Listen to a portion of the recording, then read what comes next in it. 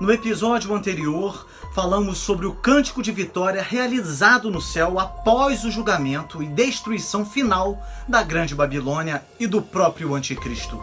E vimos que este cântico de vitória aponta para o esplendor e a glória da segunda vinda de Cristo. Hoje falaremos sobre o reino milenar de Cristo e veremos que, depois de relatar a destruição do Anticristo, João passa agora a descrever a destruição do mestre da besta, o próprio Satanás.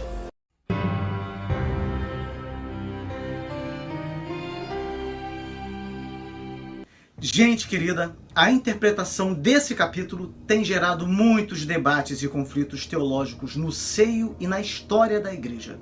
Certamente, este é o capítulo mais polêmico do livro de Apocalipse.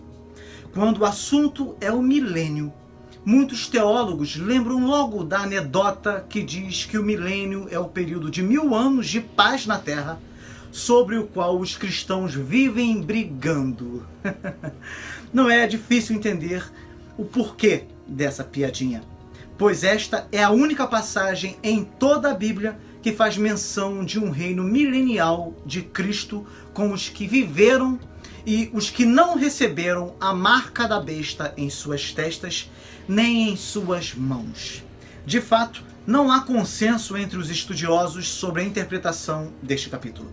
Diversos sistemas escatológicos são identificados de acordo com o entendimento de cada corrente teológica acerca do milênio, ou seja, do reino milenar de Cristo na Terra. Para que possamos fazer uma análise completa desse capítulo, é necessário compreendermos os conceitos principais das correntes milenistas. Feito isso, nós falaremos sobre a prisão de Satanás, a ressurreição e o reino milenar, analisaremos a expressão Gog e Magog dentro de seu contexto histórico, falaremos ainda sobre a destruição de Satanás e da morte e sobre o juízo final. Os principais pontos de vista teológicos acerca do milênio são o pré-milenismo, o pré-milenismo histórico, o pré-milenismo dispensacionalista, o pré-milenismo dispensacionalista progressivo, o pós-milenismo e o amilenismo. Para uma compreensão detalhada sobre as escolas de interpretação, há 2 vídeos aqui do canal que eu indicarei ao final deste vídeo. De qualquer forma, eu farei um resumo sobre os principais conceitos defendidos por cada uma dessas escolas. O pré-milenismo histórico crê em uma segunda vinda de Cristo depois da tribulação para resgatar aos que creem nele e para estabelecer um reinado de 1000 anos sobre a terra com seu centro em Jerusalém. O pré-milenismo, portanto, não é outra coisa além do mesmo antigo erro judeu de glórias terrenas para o Israel nacional, trazido para a igreja. Este ponto de vista foi abandonado pela maior parte do cristianismo, o qual se moveu para uma interpretação amilenista desde o século IV até o século XVIII. Depois do século XIX, surgiu o que chegou a ser conhecido como pré-milenismo dispensacionalista, que por sua vez é uma posição que foi formulada no século XIX, por volta do ano 1830, mas popularizada no princípio do século XX, por meio de vários escritos, nos quais se inclui a Bíblia de referência Scofield, em 1912. Eu vou trazer um resumo geral deste sistema de interpretação, porque ele tem crescido muito em nossos dias, embora não seja o sistema aceito pelas igrejas reformadas.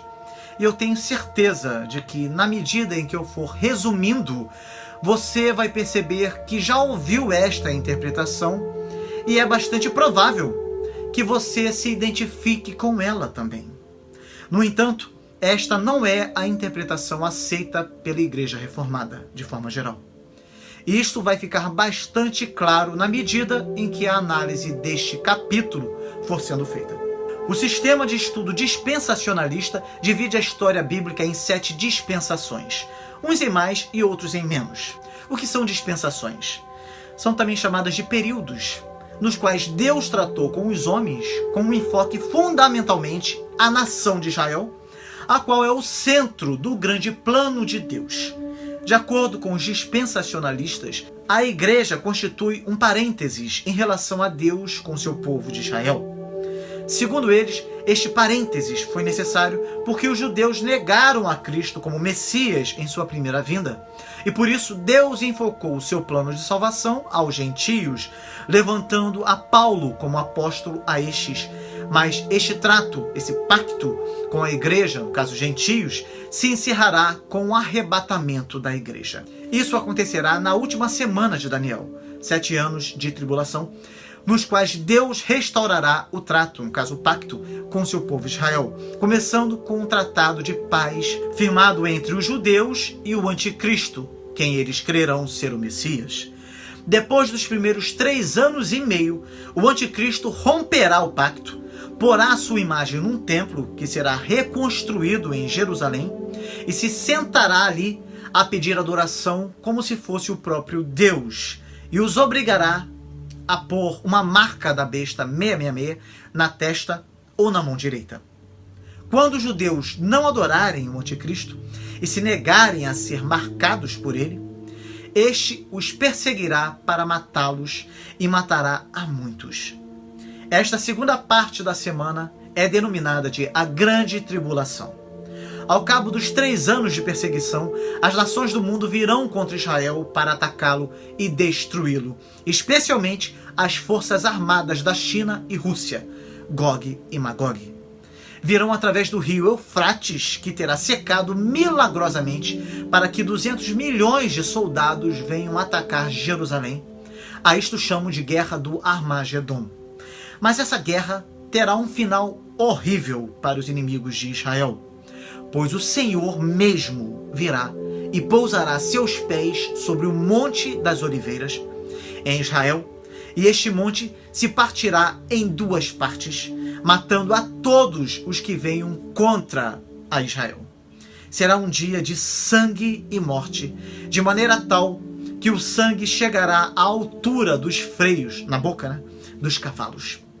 Neste ponto, depois da vitória, se estabelece o reino milenial de Cristo sobre a terra, com seu centro de governo em Jerusalém. Os gentios que tenham sobrevivido a este evento final serão súditos do reino, mas o povo de Israel voltará à sua nação durante o milênio e aceitará então ao Messias, governando juntamente com ele por 1000 anos. Os sacrifícios do Antigo Testamento e as festas judaicas serão restabelecidos e diariamente farão holocaustos e ofertas no novo templo, que será levantado por Cristo para seu governo milenial. Há também o pré-milenismo dispensacionalista progressivo, que é uma visão que começou a ser desenvolvida em 1986, que basicamente se diferencia do dispensacionalismo tradicional por não ver uma diferença entre Israel e a igreja, mas vê a igreja como um mesmo corpo com os crentes do Antigo Testamento. Já o pós-milenismo afirma que Cristo voltará somente depois de a igreja estabelecer o reino de Deus na história. Ou seja, o reino milenial de Cristo, assim interpretado, é espiritual e não geográfico, pois não é localizado literalmente neste mundo. E além disso, esse reino milenial é entendido como uma realidade presente, aqui e agora, e não como um domínio celestial futuro. Sendo assim, a igreja já vive o milênio, pois o seu início é muito difícil de ser percebido, sendo um período extenso, mas não necessariamente de 1000 anos literais, que culminará com a vinda de Cristo. Deste ponto de vista, o capítulo anterior, ou seja, o capítulo 19 de Apocalipse, não descreve a vinda de Cristo, mas é uma maneira muito simbólica de descrever o triunfo dos princípios cristãos no relacionamento humano e o triunfo de Cristo por meio da igreja. Depois desta era de ouro, visto que o mundo vai melhorando, segundo essa linha de interpretação pós-milenista, vai melhorando, Cristo voltará para ressuscitar os mortos, julgar o mundo e iniciar um novo sistema eterno.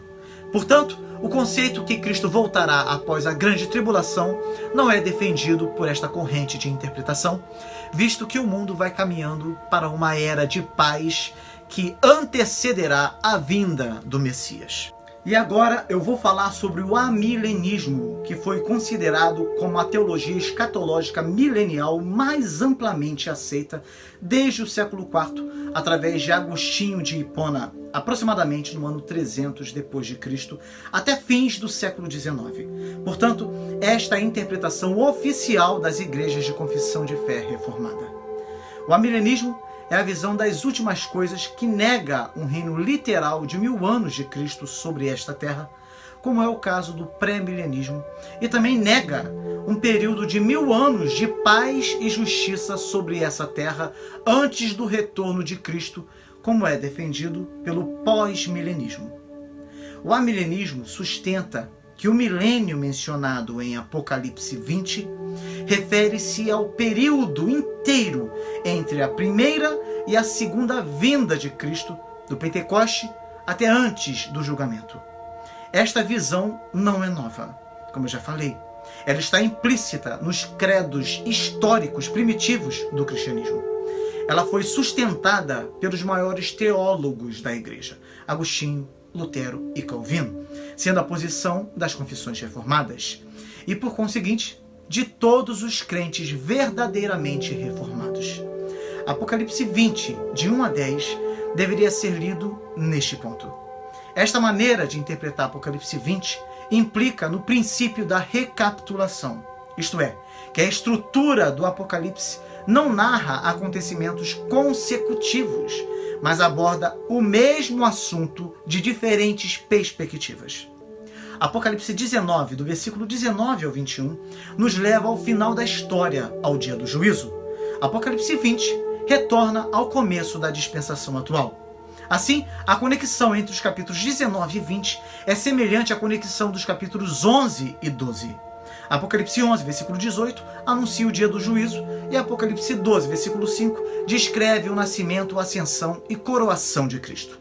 Portanto, os amilenistas creem que o capítulo 20 é o início de outra seção paralela e não sucessão cronológica do capítulo 19. A ordem de sucessão dos eventos é a seguinte: a primeira vinda de Cristo é seguida por um longo período no qual Satanás permanece atado. Por sua vez, isso é seguido pelo pouco tempo de Satanás, e o pouco tempo de Satanás é seguido pela segunda vinda de Cristo, ou seja, vinda para o juízo. Deve ficar claro para qualquer um que leia com cuidado o Apocalipse 20 que os 1000 anos antecedem a segunda vinda de Nosso Senhor para o juízo. Sob esta ótica, o Apocalipse 12 introduz os 5 inimigos da igreja: o dragão, a besta, o falso profeta, a meretriz e os selados da besta. Todos caem juntos. O que acontece é que as cenas são descritas em telas diferentes. Agora fique bastante atento, pois você vai perceber alguns argumentos levantados pelos amilenistas contra as demais interpretações e compreenderá a razão pela qual o amilenismo é a escola adotada pelas igrejas reformadas. Os amilenistas dizem que os que defendem o milênio literal enfrentam muitos problemas de interpretação. O primeiro é que a ideia de um milênio na Terra após a segunda vinda de Cristo não é encontrada nos evangelhos e nas epístolas paulinas e gerais. O segundo problema é que o Novo Testamento ensina uma única vinda de Cristo, uma única volta, e não duas. O terceiro problema é que o Apocalipse é um livro de simbolismos, e este é um capítulo repleto de símbolos, e uma interpretação literal desse número representa um obstáculo muito grande. O quarto problema é que o milênio fala de Cristo reinando fisicamente aqui nesse mundo, enquanto o seu ensino mostra que o seu reino é espiritual.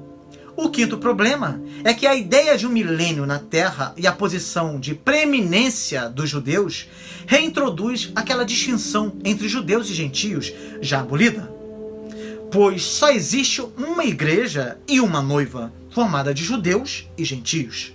O sexto problema é que a ideia do milênio terrestre ensina que haverá pelo menos 2 ressurreições, uma de crentes antes do milênio e outra de ímpios depois do milênio, e isto está em oposição ao que o restante da Bíblia ensina.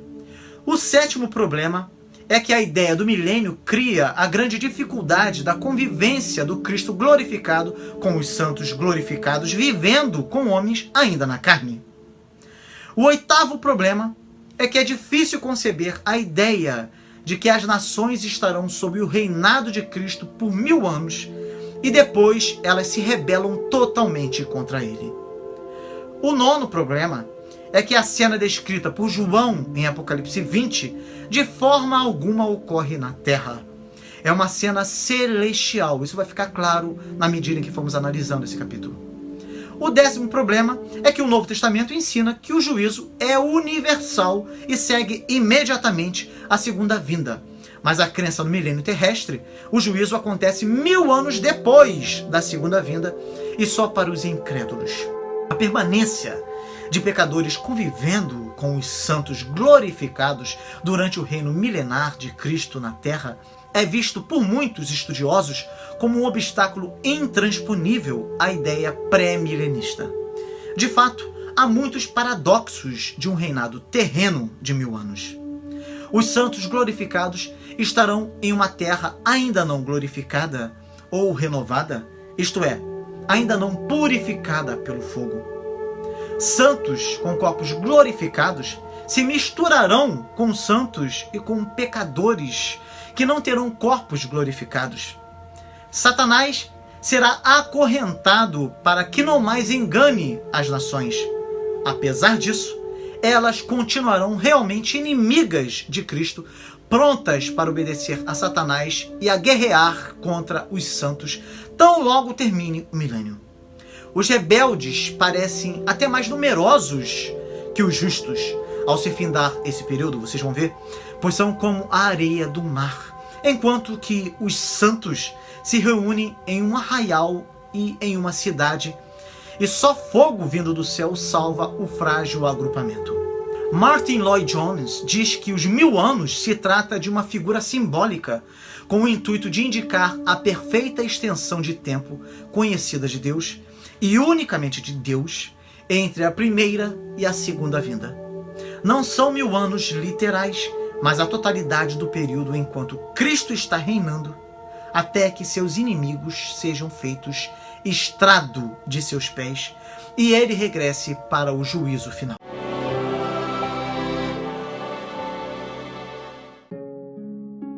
Senhor, Deus Todo-Poderoso, fonte de sabedoria e justiça, humildemente nos aproximamos de Ti em oração, reconhecendo, Senhor, a grandiosidade das Tuas obras e a profundidade das Tuas verdades reveladas nas Escrituras, incluindo o capítulo 20 do livro do Apocalipse, um capítulo de tão difícil interpretação.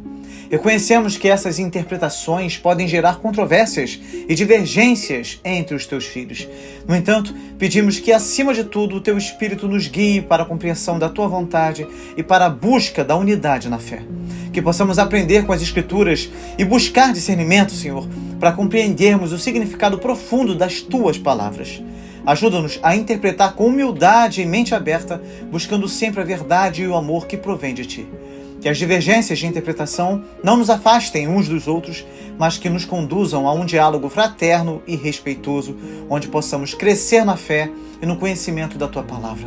Fortalece-nos, Senhor, para que possamos ser instrumentos da Tua paz e da Tua verdade neste mundo.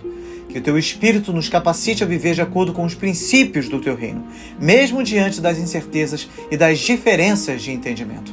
Que a Tua graça nos envolva, Senhor, e que possamos nos comprometer a buscar a Tua vontade em todas as coisas, confiando na Tua fidelidade e na Tua promessa de guiar os Teus filhos em direção à verdade.